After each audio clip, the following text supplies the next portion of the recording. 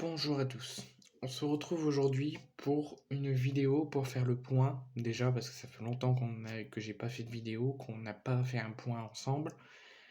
Concernant les débriefs de la France que je vous avais dit qu'il allait en avoir, j'ai pas trop vu les matchs. Le premier, je vais vous le dire, j'ai complètement oublié de faire le débrief.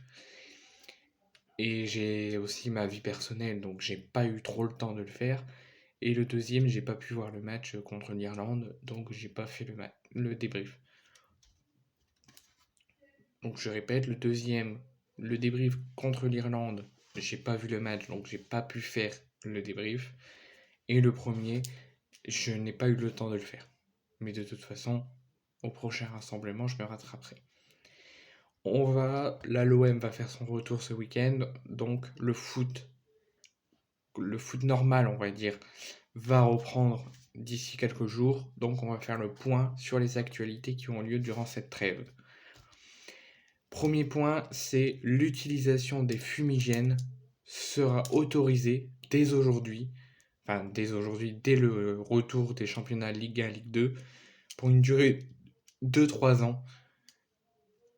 Les supporters, donc le COP, le, le parquage visiteur dans les stades, auront l'autorisation pendant une durée de 3 ans d'utiliser les fumigènes.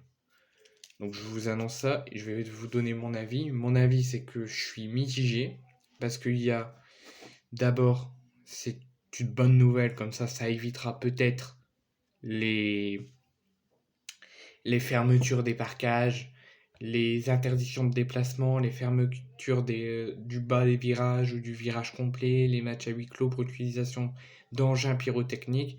Là, maintenant que c'est autorisé, je trouve que ça pourrait éviter ces répétitions de fermeture de virage, fermeture partielle de virage, huis clos. Ça évitera toutes ces sanctions inutiles dues à l'utilisation d'engins pyrotechniques.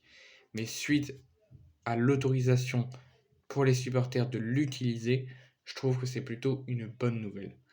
Après, il y a une autre mauvaise nouvelle, c'est que je pense personnellement que l'utilisation des fumigènes risque de faire interrompre les matchs pendant quelques temps. Parce qu'à force, si les deux virages utilisent des fumigènes, ça va peut-être prendre du temps à se dissiper, ça va prendre tout le terrain, donc ça risque des fois de faire interrompre les matchs. Donc peut-être, je sais pas, que les directions des équipes vont eux les interdire l'utilisation des fumigènes malgré l'autorisation donnée par la Ligue. Mais il y aura de la vigilance à avoir sur ces utilisations autorisées pendant 3 ans des fumigènes. Il y a des inconvénients et il y a des avantages. Des avantages, c'est que ça pourrait potentiellement suspendre toutes les interdictions de déplacement, les fermetures de virages, tout ça, à cause de ça. Et après, il y a un autre côté où ça pourrait être bien. Ensuite, j'aimerais dire bravo déjà au Burkina Faso qui ont réussi à se qualifier pour la CAN 2024 ces derniers jours. Je ne sais plus quand ils ont joué, mais ils ont réussi à gagner leur match qui leur ont permis de se qualifier pour la CAN 2024 et je leur dis bravo. Et je crois, si je me trompe pas, mais vous pourrez me dire en commentaire comme ça, si je me trompe au moins j'apprends la statistique. Normalement, c'est la première équipe. Le Burkina Faso est la première équipe, enfin c'est leur première fois qu'ils vont réussir à atteindre la CAN 2024. Confirmez-moi en commentaire parce que je suis pas si sûr. Donc confirmez-moi en commentaire, mais normalement je crois que c'est la première fois qu'ils vont participer à la CAN 2024. Et ensuite, là c'est plus souvent qu'ils y participent. Le Sénégal, l'Algérie et la Tunisie qui eux aussi vont faire partie du Burkina Faso pour se qualifier pour la CAN 2024. Ensuite, malgré que Léo Messi est un joueur du Paris Saint-Germain, que les supporters marseillais le détestent, ne veulent pas le voir, quand il marque contre nous, quand il marque avec Paris, on est très en colère contre lui et on n'est pas content. Footballistiquement parlant, ça reste un excellent joueur. Messi, tout comme Mbappé, tout comme autres joueurs qui joueraient dans nos clubs rivales à nous, ça reste d'excellents hommes déjà et d'excellents joueurs. Malgré qu'il est parisien, comme je vous ai dit, ça reste un bon joueur de foot. Parce que cette nuit, Avec l'Argentine, ils jouaient un match amical, donc un match de préparation pour la prochaine Coupe du Monde, je crois, ou leur prochaine compétition qu'ils vont jouer. Et ils ont réussi à écraser Curacao 7-0. Et à seulement 35 ans, Messi fait bien évidemment partie de ces 7 buts en marquant un triplé. Et grâce à ce triplé, il a atteint la barre des 100 buts dans sa carrière en sélection avec l'Argentine. Et il a atteint aussi les 22 passes décisives. C'est grand. Et c'est une statistique incroyable. J'aimerais encore plus dire un grand bravo à l'Écosse qui ont réussi hier soir dans le cadre des éliminatoires à l'Euro 2024, qui ont réussi à domicile grâce à Scott McTominay qui a marqué un doublé, qui a réussi à éliminer, enfin pas éliminer mais à faire perdre leur premier match à l'Espagne. L'Écosse a reçu hier soir l'Espagne et l'Écosse, à la surprise générale, a battu l'Espagne 2-0. Donc je leur dis bravo d'avoir réussi l'exploit. Et comme je vous dis, le football a changé. Et le football, il ne faut pas l'insulter. Ensuite, on va faire le point sur le Non, un dernier point JT Foot avant JT OM. Julian Nagelsmann, c'est l'info incompréhensible de ces derniers jours. C'est que Julian Nagelsmann a été viré par la direction du Bayern Munich et a été remplacé par Thomas Tuchel. Alors le choix de Thomas Tuchel, je trouve pas mal. C'est un excellent entraîneur et je pense qu'il a les capacités pour être entraîneur du Bayern. Mais pour le licenciement de Julian Nagelsmann, pour moi, c'est un licenciement abusif. Julian Nagelsmann méritait encore au moins jusqu'à la fin de la saison pour rester. Moi, je serais la direction du Bayern Munich. Je l'aurais gardé jusqu'à la fin de la saison et j'aurais fait un bilan à la fin de la saison avant l'entame de la prochaine pour voir s'il peut rester, s'il a eu des bons résultats, s'il peut rester, prolonger ou partir. Là, je pense que c'était trop tôt et c'est un licenciement abusif concernant Julian Nagelsmann et je pense qu'il méritait un petit peu plus de respect, malgré que le choix de Thomas Tuchel est plutôt pas mal. Ensuite, donc JT Foot terminé, on va parler du JTOM. J'aimerais souhaiter plutôt un bon anniversaire à Dimitri Payet qui fête ses 38 ans, je crois aujourd'hui, ou 35, je sais plus. Enfin, en tout cas, c'est son anniversaire aujourd'hui. Et en tout cas, je lui souhaite un bon anniversaire, une bonne continuité en tant que joueur de foot, une bonne continuité dans ta carrière professionnelle. Si là tu joues pas ou tu joues très peu jusqu'à la fin de la saison, c'est pas grave. Tu finiras bien un jour, bien un moment, à montrer et à faire taire Igor Tudor que tu dois jouer un petit peu plus. Et que tu dois jouer parce que tu as un cadre monumental et un cadre qu'on ne peut pas se passer de l'équipe. Alors oui, tu acceptes les choix de Tudor à 200%, tu joues pour l'équipe, s'ils n'ont pas besoin de toi, tu t'en fous de rester sur le banc, mais tu mérites un tout petit peu plus de respect pour toi. Même si tu rentres pas dans le système de Tudor, tout ce qui s'est passé depuis l'arrivée de Tudor sur ton cas, tu mérites un tout petit peu plus de respect.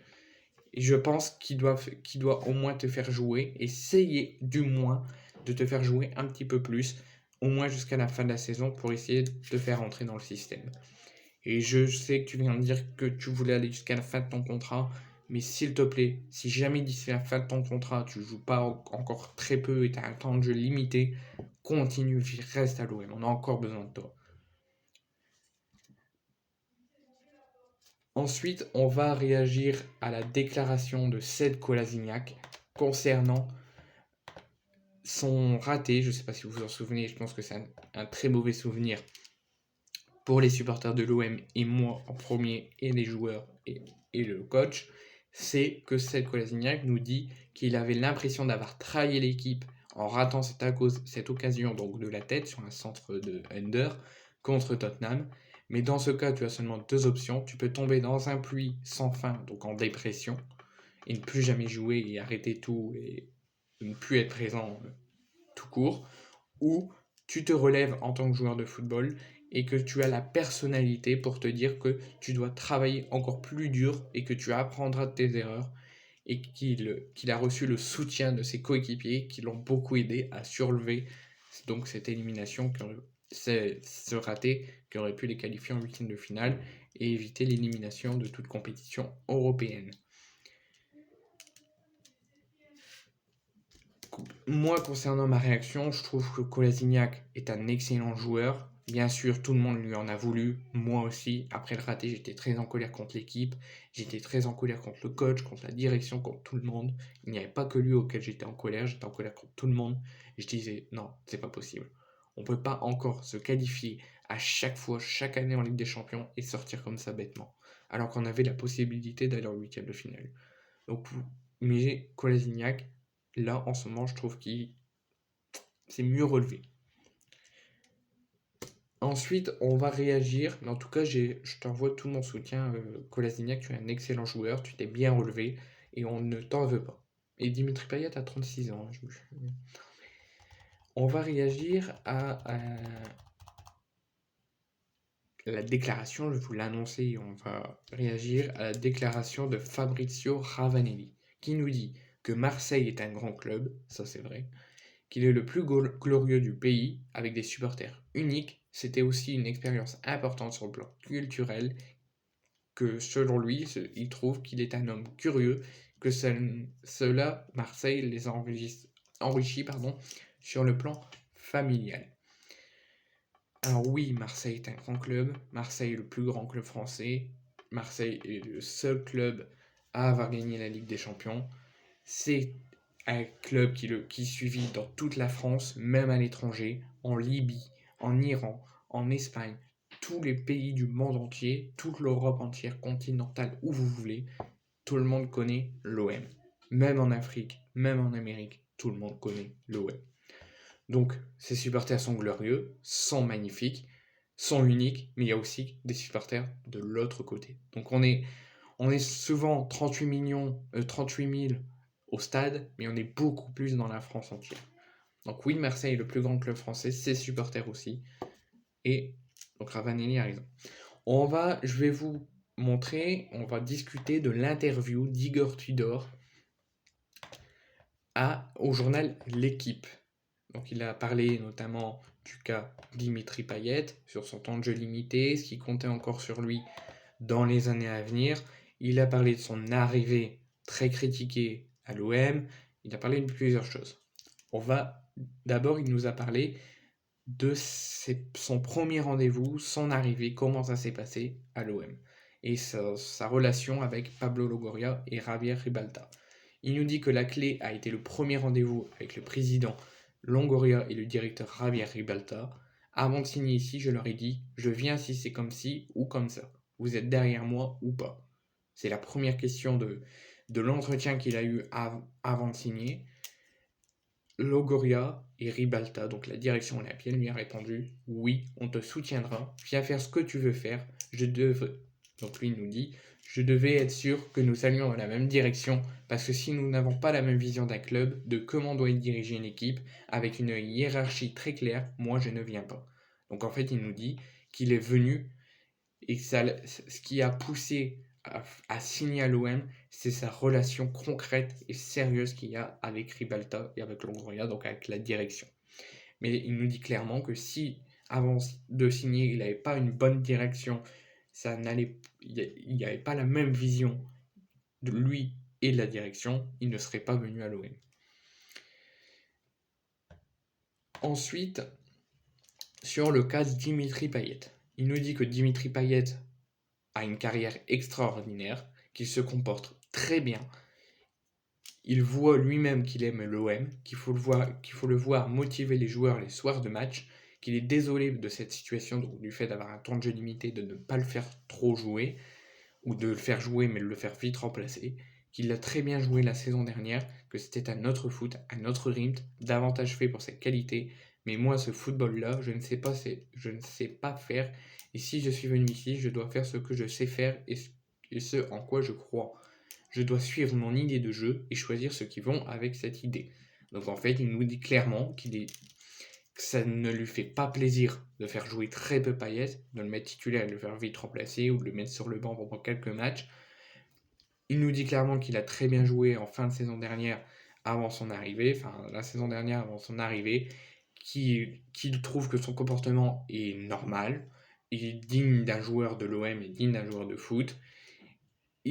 À chaque fois qu'il est annoncé qu'il ne jouera pas ou qu'il n'est pas pris dans le groupe, il essaie toujours de motiver les joueurs, toujours de motiver le groupe. En gros, Payet n'est pas attristé, n'est pas affecté par le fait qu'il ne joue pas beaucoup et qu'il se satisfie de ce qu'il y a. Ensuite, sur le cas Vitinha. Donc, il nous dit que, selon lui, l'arrivée de Vitinha est bien pour le club, que c'est un finisseur, qu'il va essayer de le faire jouer jusqu'à la fin de la saison, quelques matchs, donc les derniers matchs de la fin de la saison, quelques matchs pour voir comment il peut s'aligner avec Alexis Sanchez. Donc en fait, il prévoit de faire aligner Sanchez et Vitinha d'ici la fin de la saison. Concernant le cas Alexis Sanchez, il nous dit qu'Alexis Sanchez, il le voyait déjà à l'Inter, au temps où il était à l'Hellas Vérone, qu'il était très bien déjà, qu'il lui a toujours plu dès la première fois qu'il l'a vu, qu'il a une âme, qu'il aime le foot et qu'il veut gagner. Il arrive même 2 heures avant les autres, qu'il n'a pas un grain d'en trop, cela fait la différence. En gros, il dit que Alexis Sanchez est un cadre de l'équipe, un très bon joueur de foot, qu'il fait attention à ne pas avoir une condition physique en dehors de la normale, qu'il s'entraîne très bien, qu'il arrive même 2 heures avant tout le monde, et que tout simplement c'est un excellent joueur et qu'il compte sur lui. Sur son exigence, il nous dit que des fois on peut rigoler, mais que le travail reste le travail, les matchs restent les matchs. Que sur une semaine, il y a 2 ou maximum 3 entraînements vraiment exigeants, de 1 heure ou 1h15. Quand je vois quelqu'un qui ne les fait pas à fond, oui, c'est trop pour moi. La semaine dernière, j'en ai renvoyé un au vestiaire qui ne faisait pas les efforts. Mais s'ils veulent des jours de repos, je peux leur en donner aussi, mais qu'il faut avoir des efforts derrière. Dans mon foot, il faut courir. Si j'en vois un qui ne court pas à l'entraînement, je le dis 1 ou 2 fois, et la troisième, j'interviens. L'entraînement, il faut le faire à fond. J'ai été clair dès le début. Je pense que cela peut nous apporter des résultats. Donc en fait, il nous dit qu'à l'entraînement, il est très exigeant, très à fond envers les joueurs, qu'il ne les lâche jamais, qu'il les motive à fond et à fond pour l'entraînement, pour les matchs qui arrivent, et que lui, il compte vraiment sur le travail, sur l'entraînement qui pourrait apporter une bonne dynamique dans l'équipe et qui pourrait surtout apporter des résultats. Et qui nous dit qu'en fait, si on fait un entraînement bien, il y aura un résultat positif. Si on fait un entraînement moins bien, qu'on n'est pas assez concentré, il n'y aura pas un bon match derrière. Il nous dit que si les joueurs ne veulent pas faire les efforts, ben il intervient ou il les renvoie au vestiaire. C'est l'exigence du Igor Tudor. Ensuite, j'ai des nouvelles infos à donner, notamment des bonnes nouvelles, une bonne et une mauvaise. Tout d'abord, Amin Harit a fait son retour sur les terrains, donc il n'a pas encore joué, mais il a fait son retour à l'entraînement. Il est en train de toujours être avec un préparateur physique pour faire travailler un tout petit peu son genou. Mais en tout cas, c'est la bonne nouvelle. Il est tout proche d'un retour, peut-être pas en fin de saison, mais la saison prochaine, il est tout proche d'un retour au club. Et ça, c'est la bonne nouvelle. Concernant cette Kolasinac, donc je rappelle, les internationaux sont partis avec leur sélection. Lui aussi est parti avec sa sélection, malgré qu'il a été forfait pour les 2 matchs. Il est resté avec un préparateur physique, un préparateur mental en Bosnie, et il est revenu. Il n'est même pas resté pour le dernier match de sa sélection, il est revenu 2 jours avant les autres internationaux pour s'entraîner et soigner sa blessure. Ensuite, j'ai une très mauvaise nouvelle à voir quand l'OM le confirmera. Unai s'est blessé avec le Maroc pendant cette trêve internationale. Il s'est blessé à l'orteil, il a une fracture à l'orteil, une possible fracture. On ne sait pas encore sa durée d'indisponibilité, mais c'est la mauvaise nouvelle d'aujourd'hui, enfin la mauvaise nouvelle de ces dernières semaines, c'est qu'on a très peur d'une fin de saison pour Unai. Ensuite, la rencontre OM Montpellier, qui aura lieu donc vendredi, qui du coup activera le retour de l'OM après cette trêve. La rencontre OM Montpellier sera de nouveau à guichet fermé comme depuis quelques matchs et comme depuis le début de la saison. Mais le problème, nouvelle sanction et sûrement la dernière, de la Ligue de football professionnel qui a fermé le bas du virage sud. Donc tous les tribunes seront ouvertes, sauf le virage sud qui sera ouvert partiellement à moitié, dû à une sanction de la part de la LFP. Dernier point avant de finir sur cette vidéo, longue vidéo, c'est normal, c'est le retour. Ça fait longtemps que j'ai pas fait de vidéo. Et au moins on a fait un très gros point. Sur le statistique d'Alexis Sanchez, depuis ce début d'année 2023 est à 7 buts. Il est le 4e buteur à égalité avec Balogun, Lacazette et Openda. Il marque, quand l'OM joue à l'extérieur, il marque 4 buts. Que ses tirs cadrés, il est au premier des joueurs qui met le plus de tirs cadrés depuis le début de l'année. Il est à 85%, il est premier du classement. Ces 7 buts qu'il a marqués cette saison ont permis à l'OM d'empocher 7 points.